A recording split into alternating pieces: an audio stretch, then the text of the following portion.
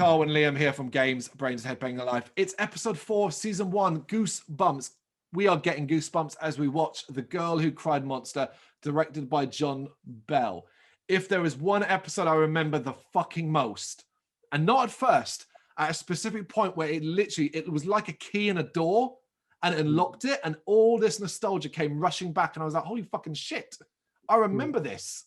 It was this episode. Is this your first time watching Goosebumps in like how many years? Or... Yes. Oh, I can't even remember how long. Really? I think I watched the entire run of it a couple of years ago, so I'm still quite familiar with it. But it must have been quite like a like nostalgic throwback for you then. It's at least a decade. The best I could say is maybe when Dan was around 7 or 8 years old, and that would be over a decade ago. So yeah, I remember this episode was one of the more commonly shown ones that you would see. Like if you randomly flicked on Goosebumps, they would always show this one because it's definitely one of the creepiest ones, I think. This is my favorite of what we've done so far, without a shadow of a doubt. So, similar to the last episode, the Cook-a-Cook-a-Doom, we begin in a backyard of a house where we hear a girl's voiceover talking about how she loves scaring her brother Randy with stories of monsters. See, more sibling rivalry. Yeah, and we literally cut into that. We see the girl is named Lucy, played by Deborah Scozzone, telling her young brother Randy about a monster known as the Toe Biter. She pretends to be grabbed by the Toe Biter, scaring Randy inside to her mother. So it's literally the same shit. Yeah, I said in the previous episode how it starts exactly the same. Yeah, yeah. And it does the same thing as well, where like when she pretends she's been grabbed, we're faked out as well. The screen goes black and it's like, oh my God, it was real. Oh no, it wasn't. Yeah. Yes. Don't use your foot! Do it real quick.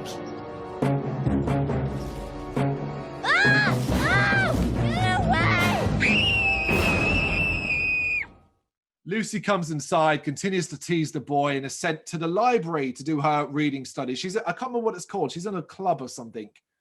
Warriors? Yeah, I don't recall what it's called. Yeah, but she goes there and she's talking to the librarian. She knocks the book Black Beauty because he calls it a classic and she doesn't like it because it was lacking monsters. I was a bit like, okay, you might have a problem. You know, you don't have to like Black Beauty, but being like, there's no monsters, and I wish the horse had 2 heads. Calm down, love. It's a really sad story, isn't it? Yes, yes. But she does find Frankenstein and is happy about it having a monster. The librarian, Mr. Mortman is his name, played by Eugene Lipinski. He's a bit weird. He's a little bit odd. And she talks to her friend named Aaron, played by Christopher Tua, about it outside. They're kind of like, oh yeah, he's a bit weird and stuff like that. However, she forgot her rollerblades in the library, so heads back alone to get them. Black Beauty is a classic. It would have been better if the horse had 2 heads. And big old gnarly fangs. Why don't you go pick another book? Right. This annoys the fuck out of me. It's one element where I'm like, and this has come up a bit like in a Haunted Mask, and it's coming up here. Lock your door. Lock it. Yeah, I mean, I believe this was filmed in Canada, so Canadians are friendly. Man. They just leave their doors open, I guess. We didn't get a classic horror movie scare as well. As she goes up the steps, a cat jumps out at her. And I was like, fuck off, Goosebumps. Don't be doing that. So you've already had the hand on the back of the shoulder and now cat jumping out. Hitting all the tropes, man. Yeah, man. So inside the library is apparently closed, as though I said the door was wide open. And she hears Mr. Mortman in the background talking to someone. So she goes to look and finds him feeding some tarantulas with crickets. I mean, they're actual tarantulas, so gross. I'm not a spider guy. Me neither. There's a particularly disgusting scene involving a spider later in the episode. Agreed. And he takes another handful of crickets that he also decides to chow down on himself before transforming into a bug-eyed looking monster. Yeah, I don't mind this look. I don't mind it. I thought they hid the fact that where like the prosthetics might end at his cheek quite well. And they gave him some sort of teeth things that give it a good look. The only thing I didn't like in the transformation is he does a weird sex tongue thing. And I was like, the fuck, guy? He's reveling in like the despicable nature of what he's doing, clearly. Yeah. I mean, it's kind of comedic because he doesn't he's doing it completely alone. Like, he doesn't think he's being watched. So it's kind of weird in that way. But yeah, I thought the creature effect, like bug eyes, and they're kind of like moving in opposite directions and stuff like that. For like the budget the show has, which obviously isn't massive, I thought it was like pretty damn good. And his appearance is horrific. Like a young child, that would probably haunt your nightmares for sure. Not us, because we watch much weirder stuff growing up, but I mean like a normal young child. Yeah.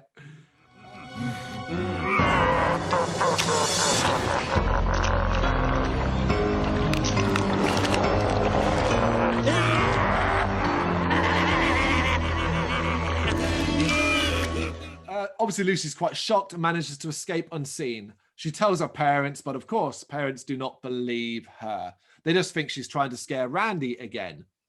We then get, and I haven't done this yet, but I picked out some dialogue that I just like, that was weird. What? The meatball dialogue section, where the mother goes to the husband, "You're making them too big." And he goes, "I happen to like big meatballs." And I was like, and it cuts. I was like, what the fuck was that? Maybe that one just got left in by accident. It's just like, what was that? Larry, you're making them too big. I happen to like big meatballs. Later, she's telling Aaron about it on the phone, but of course, he also doesn't believe her. It is called The Girl Who Cried Monster, obviously a reference to The Boy Who Cried Wolf. Mm-hmm. So she plans to go back to the library to take a picture. She then talks to Mortman about Frankenstein, and I really got annoyed with her here because she does a horrendous job of hiding that she knows anything about him. Yeah, I remember always thinking, like, what is she hoping to achieve? Because he could just transform right before her, and like, what would she do in that situation? Is that what she's trying to provoke, kind of thing? Yeah. She doesn't know what he's capable of. No, I agree. Yeah. I agree. And but he's just polite and nice and stuff like that. So she pretends to leave and hide instead. Later, after Mortman is locked up, she watches him with the spiders again. This time it's gross. Crickets I can live with. Eating a fucking spider. And like, it's pretty good.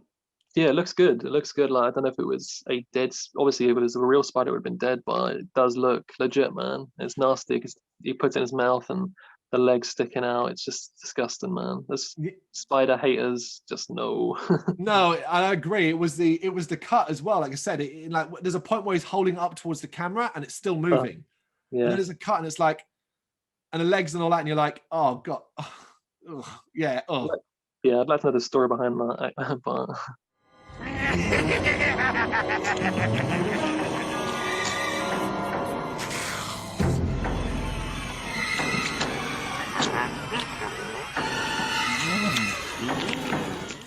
Lucy obviously snaps a picture, but obviously what does she do? Flash. Yep. So she alerts the monster to her presence. He chases around the library for a little while and corners her, all while, be honest, he talks a lot of smack. He could probably do with shutting up. He's got some puns, man. He reminds me of like Dr. Shenard from Hellraiser 2. He says something like, "I love fast food." He's talking so much shit. It's like, God almighty. And it's really funny you bring up Shenard. Is at the time of recording, me and my wife spent 2.5 hours doing an in-depth review of the entire Hellraiser franchise earlier on today. Really? And we have a lot of conversations about Shenard and puns and Hellraiser in general like that. So it's just funny to hear his name come up in completely different circumstances. Yeah, I think that's a good example, like in Goosebumps, of how seeing something as a child or younger and seeing it now, how your perspective can change. Because Shenard used to scare the shit out of me. He gave me nightmares. But now watching back him now, like, I just can't help but laugh at some of the ridiculous things he says. The doctor is in. Mm-hmm. She managed to escape simply by running between Morton's legs. She crawls between his legs and gets up that way. He does that whole comical thing as well of like trying to bend him down and then look between his legs. She heads home, and sometime later she's talking to Aaron, and he points out that Mortman knows where she lives. Well, look, your address is on your library card. You can just come over. And he's right, as Mortman is literally at the door, and the parents aren't home yet. She tries to pretend her parents are upstairs, but she already fucks that up. This scene, Mr. Mortman, who is it? Eugene Lipinski.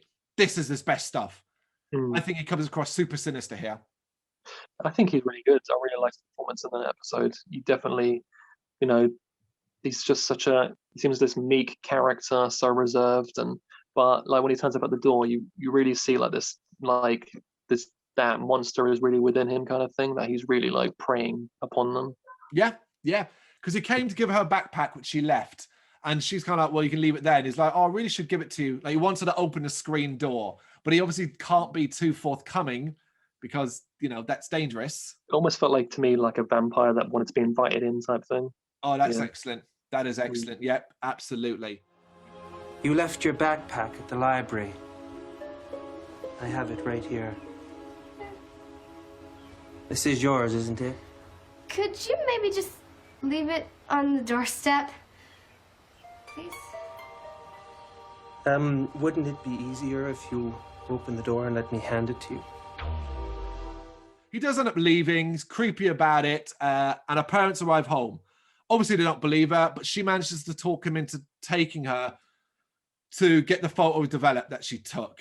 While she's coming out of the photo shop, Randy knocks into her and the photos all hit the ground, and Mortman is there. And he helps her pick them up and stuff like that. He's then invited, her parents see him, and considering like how much she talks about him and stuff like that, they're like, hey, why don't you come over for dinner? Come over for dinner, have a nice dinner and stuff like that. We'll get to know you. And he accepts. All right, yeah. Makes sense. Mr. Mortman, why don't you come over for dinner tomorrow night? Lucy's been talking a great deal about you. It'd be nice to get to know you better. Well, that would be lovely. Thank you. It's also really cool that we actually cut to the home situation and see the photos that Mortman just isn't even in them. Like, he doesn't appear in the pictures. Strange, yeah. I wonder why. Well, I liked it because I presume he knew, which is why he had no urgency about, because like when he came with the backpack, he could have just forced his way in and taken care of her.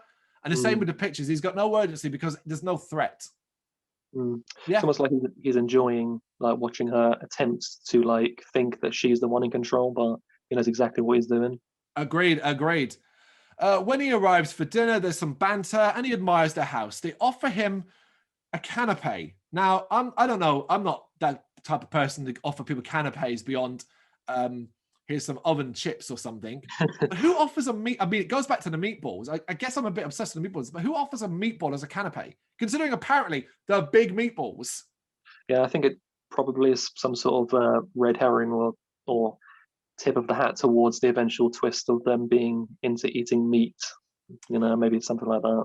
Maybe the father, when he referenced meatballs, he was talking about he likes to eat big balls, literal balls. Literal. I'm gonna say that's what it is. Yeah. Goosebumps getting seriously adult. He then asks what's for dinner and the twist, and holy fuck, I love this twist. Oh, it's Generally, great. Yeah. They say he is with the biggest grin. The father's just like, you are. What's for dinner? Well, it was going to be a surprise, but... Since you asked, you are. And it's like, oh my goodness me. They then transform first it's just fangs, but snake-like fangs. And then you kind of see up close that they are basically got like snake heads. And they kill Mortman. We see it from their sort of vision as they're, I guess, diving in on him. I thought it was interesting that Randy and Lucy, who are sitting on the couch, initially look a bit shocked. Yeah, which I was is a bit like, why? It's almost like that's put in there to throw you off as the viewer, to think like, oh, they didn't know they're going to like now also get eaten by their parents. But then obviously it's revealed that no, actually Lucy was playing him the entire time, so she was actually the one in control, which kind of like makes certain other scenes a little bit more confusing, like you say, when he comes to the screen door and stuff. I guess she was by herself and her parents weren't there, so she was freaked out. Maybe she couldn't take him alone, but yeah. But I think the twist is great, man. Like, I think it's genuinely unexpected. If you didn't know what was going to happen, you'd never seen the episode, I'd love to you to call that ending, because it really does just change everything about the entire episode. It does, and I think you kind of touched upon it there when you talked about for the viewer. I think the entire episode is set up all about misdirecting us as much as possible. You can never, ever let anyone know that we are monsters. We know that. And we can't have any other monsters in town either. Yeah, and it does a great job doing of that. Even when you know it's going to happen, like you're almost curious how it's going to end up that way still, because like just it constantly is throwing you off the entire time. And yeah, they reveal that Randy and Lucy are aware they're monsters, but apparently they haven't grown their like proper fangs yet. And they talk back and forth of how that they didn't believe her at first because they haven't seen other monsters in the town for a long time. But when they realized he was real, they had to get rid of him because they keep the town clear of other monsters for their own safety. So like the idea is that like Mortman could come along and accidentally reveal that monsters exist, which would put their own being at threat. Mm-hmm. We didn't get a weird thing where they think they see another monster at the window and get ready to attack, but it's just Aaron playing a trick. Why he decided to do that then, I do not know. And I did laugh my head off at this scene. I mean, you talk about an actor clearly having fun, the father in this episode. And it's like, he's like, oh, do you want to come in? Come in and have some dessert? And it's like, yeah, I'll come in for dessert. What's for dessert? And it's like, for you, pause, cherry pie. And he holds up this. You like cherry pie? Sure.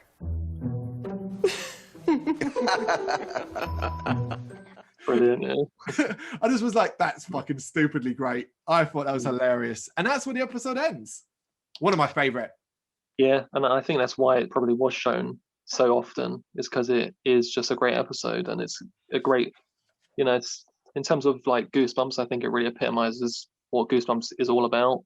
And it's having these effects and stuff like that and these scares that really push the boundaries of what you can show to kids, and also then a really like amazing twist which you just would never see coming. I would love to know and remember, I don't know if you can, but how much you appreciated that twist back when you were younger compared to appreciating it now in adult eyes. That's a great point. I can't remember exactly what I thought about it back then, but I probably just couldn't comprehend it.